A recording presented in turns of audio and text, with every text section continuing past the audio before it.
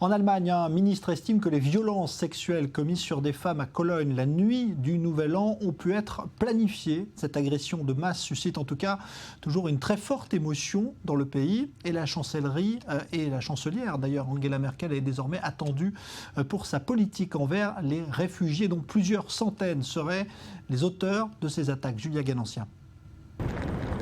Jour après jour, les langues se délient. Les violences le soir du Nouvel An à Cologne sont d'une ampleur inédite. L'Allemagne est choquée et face au tollé provoqué, le gouvernement d'Angela Merkel passe à l'offensive.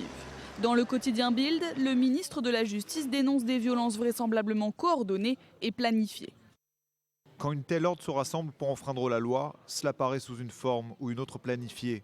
Personne ne me fera croire que cela n'a pas été coordonné ou préparé.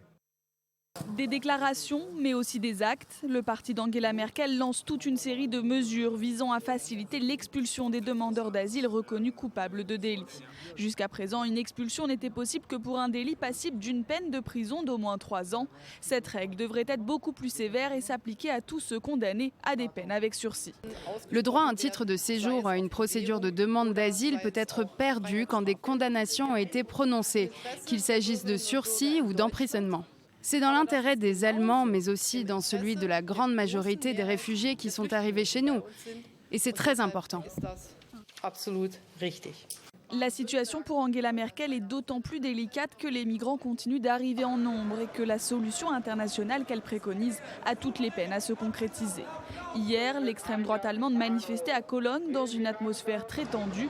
Policiers et manifestants se sont fait face, jets de bouteilles et de pétards contre canons à eau et gaz lacrymogène. Alors on est en ligne avec Emmanuel Pied qui préside le collectif féministe contre le viol. Bonsoir.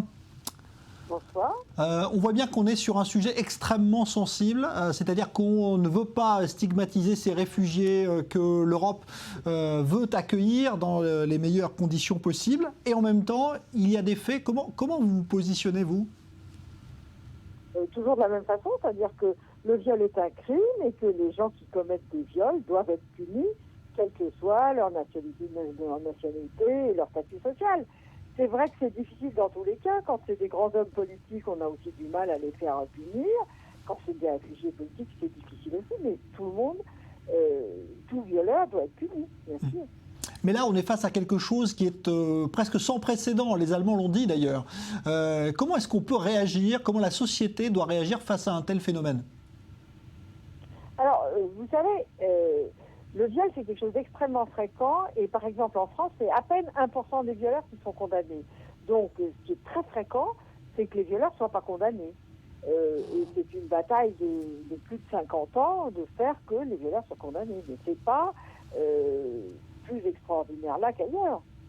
Mais là, il y a quand même une dimension supplémentaire. C'est-à-dire qu'on a des personnes qui viennent d'arriver en Europe, dont on a beaucoup parlé, on s'est ému de leurs conditions de voyage, et puis se passent ces agressions assez spectaculaires. Comment est-ce qu'on doit réagir selon vous ?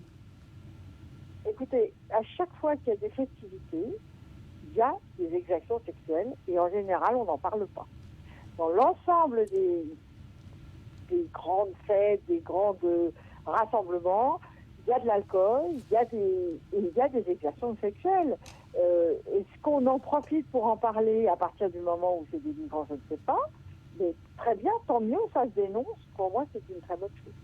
Merci Emmanuel Pied, présidente donc du collectif féministe contre le viol.